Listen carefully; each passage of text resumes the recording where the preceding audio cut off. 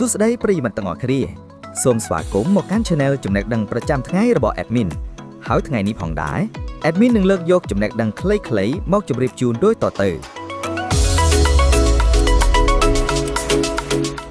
5ចំណេះដឹងខ្លីៗអំពីអាចកំបាំងពិភពលោក1តំបន់ត្រីកោណ Bermuda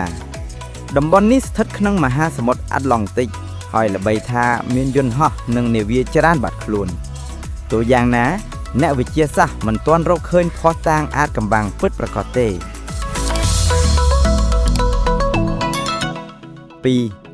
រូបសំណាកយក្សនៅកោះ Easter Island មានទម្ងន់រាប់សិបតោនអ្នកវិទ្យាសាស្ត្រជឿថាបុរាណជនបានដើរវាដោយការរុញបង្វិលឲ្យផ្លាស់ទី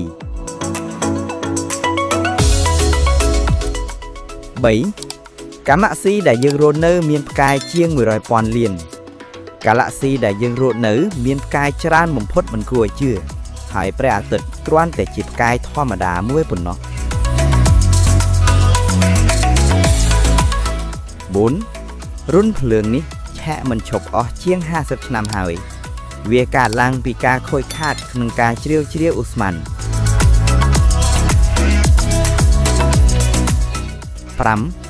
មហាសមុទ្រមានទឹកកកច្រើនជាងដែលយើងគិតក្រោមបាតសមុទ្រមានភ្នំនិងភូគោលធំៗដែលមនុស្សមិនទាន់ស្រាវជ្រាវពេញលេញ